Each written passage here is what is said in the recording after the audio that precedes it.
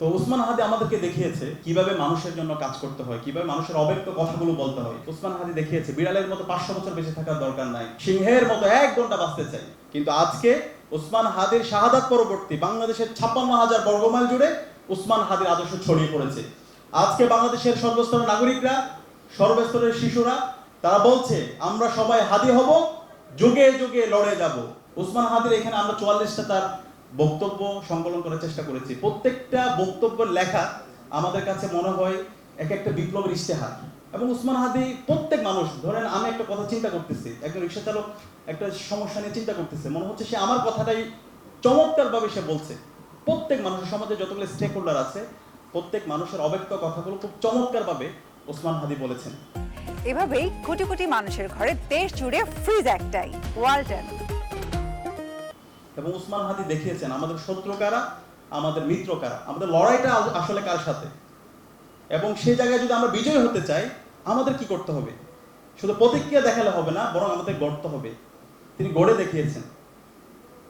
তো সে উসমান হাদিকে কালচারাল ফেথিস চক্র তারা হত্যা করেছে। এবং সে উসমান হাদির, তারা চেয়েছিল উসমান হাদিকে হত্যা করে উসমান হাদির যে আদর্শ, তার যে বিপ্লবী আহ্বান, সেটাকে তারা থামিয়ে দিতে পারবে। কিন্তু আজকে উসমান হাদির শাহাদাত পরবর্তী বাংলাদেশের 56,000 বর্গমাইল জুড়ে উসমান হাদির আদর্শ ছড়িয়ে পড়েছে। আজকে বাংলাদেশের সর্বস্তরের নাগরিকরা, সর্বস্তরের শিশুরা তারা বলছে আমরা সবাই হাদি হব, যুগে যুগে লড়ে যাব। আমরা সবাই হাদি হব, গুলির মুখে কথা কব। তো সেই উসমান হাদির কথাগুলো আমরা ডাকসু উদ্যোগে আমরা চেষ্টা করেছি সেটাকে একটা সংকলন করার জন্য।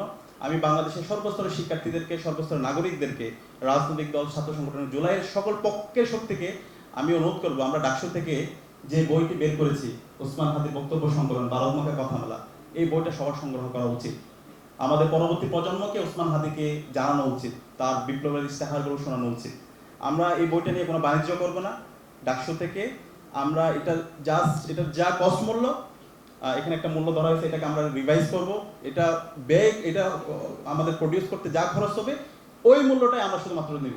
এবং আমরা চাই বাংলাদেশের প্রত্যেকটা জায়গায় এই উসমান হাদির বইটা, প্রত্যেকটা শিক্ষা প্রতিষ্ঠান এবং প্রত্যেকটা জায়গায় উসমান হাদির বইটা ছড়িয়ে পড়বে। একই সাথে অন্যান্য যারা আছে, রাজনৈতিক দল, ছাত্র সংগঠন, সিভিল সোসাইটি, আমি সবাইকে অনুরোধ করব উসমান হাদিকে নিয়ে আমাদের এই কাজগুলো করা দরকার। একই সাথে উসমান হাদি তিনি অনেক দূর দেখতে পারতেন। ওসমান হাদি যে ভবিষ্যৎবাণীগুলো করে গেছেন, সেগুলো কিন্তু এখন আমরা রিলেট করতে পারছি। ওসমান হাদি বলেছিল এই রাজনৈতিক দলগুলো তারা জুলাইয়ের বেনিফিশিয়ারি হয়ে তারা জুলাইয়ের সাথে প্রতারণা করবে।